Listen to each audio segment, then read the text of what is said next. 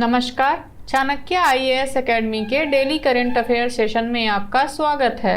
आज है 16 अक्टूबर और 16 अक्टूबर से जितने भी महत्वपूर्ण प्रश्न बनते हैं हम उन पर चर्चा करेंगे। हमारा आज का पहला प्रश्न है, हाल ही में नई दिल्ली में just and resilient agri food system पर अंतर्राष्ट्रीय अनुसंधान सम्मेलन का उद्घाटन किसने किया है?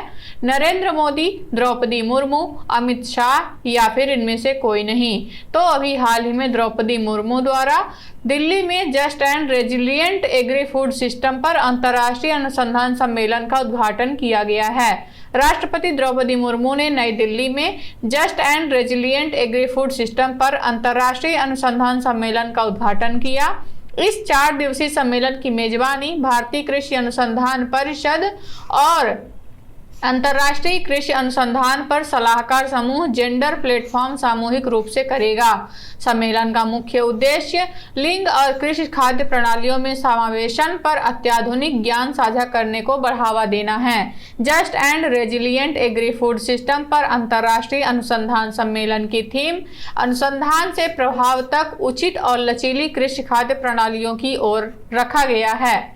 हमारा आज का अगला प्रश्न देखेंगे, हाल ही में किस देश ने परमाणु ऊर्जा से चलने वाली क्रूज मिसाइल की नई पीढ़ी का सफलतापूर्वक परीक्षण किया है? भारत, अमेरिका, रूस या फिर जापान? तो अभी हाल ही में रूस ने परमाणु ऊर्जा से चलने वाली क्रूज मिसाइल का सफलतापूर्वक परीक्षण किया है। रूस ने परमाणु ऊर्जा से चलने वाली क्रूज मिसाइल की नई पीढ़ी का सफलतापूर्वक परीक्षण किया है। इस परमाणु ऊर्जा से चलने वाली क्रूज मिसाइल की नई पीढ़ी को विकसित करने की घोषणा राष्ट्रपति पुतिन द्वारा मार्च 2018 में की गई थी। इस घोषणा में किंजल बैलिस्टिक मिसाइल और एवांगार्ड हाइपरसोनिक ग्लाइड वाहन शामिल थे। हमारा आज अगला प्रश्न देखेंगे, हाल ही में किसके द्वारा दिए गए प्रस्ताव के अनुसार पीएम विश्वकर्मा योजना के लाभार्थियों को पीआईडीएफ योजना के तहत शामिल किया जाएगा? तो अभी हाल ही में आरबीआई द्वारा दिया गया प्रस्ताव के अनुसार पीएम विश्वकर्मा योजना के लाभार्थियों को पीआईडीएफ योजना के तहत शामिल किया जाएगा। भारतीय रिजर्व बैंक ने पीआईडीएफ योजना को 2 साल की अवधि के लिए 31 दिसंबर 2025 तक बढ़ाने का प्रस्ताव भी दिया है। हमारा आज का अगला प्रश्न देखेंगे, हाल ही में बिहार के बाद किस राज्य के मुख्यमंत्री ने जातीय जनगणना कराने की घोषणा की है? मध्य प्रदेश, राजस्थान, उत्तर प्रदेश या फिर इनमें से कोई नहीं? तो अभी हाल ही में राजस्थान ने जातीय जनगणना कराने की घोषणा की है। बिहार के बाद राजस्थान के मुख्यमंत्री अशोक गहलोत ने जातीय जनगणना कराने की घोषणा की है। इस सर्वेक्षण में नागरिकों के सामाजिक, आर्थिक और शैक्षिक स्तर के संबंध में जानकारी और डेटा एकत्र किया जाएगा। इन आंकड़ों का अध्ययन कर समाजों के पिछड़ेपन का आकलन किया जाएगा। उसी अनुरूप सुधार योजनाएं बनाई जाएंगी। हमारा आज का अगला प्रश्न देखेंगे, हाल ही में एशियाई खेल 2023 में पुरुष क्रिकेट वर्ग में किस टीम ने स्वर्ण पदक जीता है? भारत, पाकिस्तान, बांग्लादेश या फिर इनमें से कोई नहीं? तो अभी हाल ही में भारत ने एशियाई खेल 2023 में स्वर्ण पदक जीता है। एशियाई खेल 2023 में पुरुष क्रिकेट वर्ग में भारतीय टीम ने स्वर्ण पदक जीता है।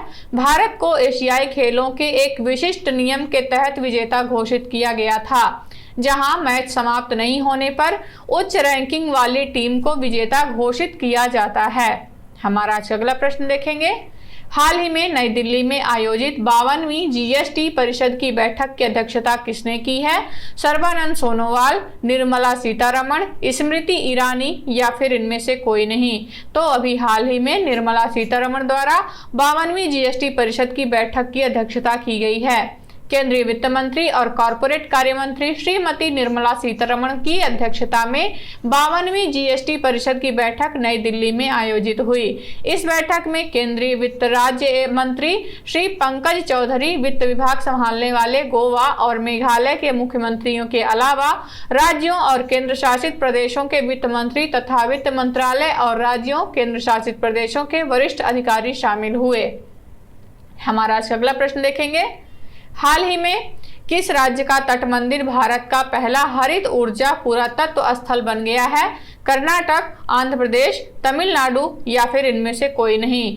तो अभी हाल ही में तमिलनाडु का तट मंदिर भारत का पहला हरित ऊर्जा पुरातत्व स्थल बन गया है। तमिलनाडु का यूनेस्को विश्व धरोहर स्थल ममल्लापुरम में तट मंदिर भारत का पहला हरित ऊर्जा पुरातत्व स्थल बना है।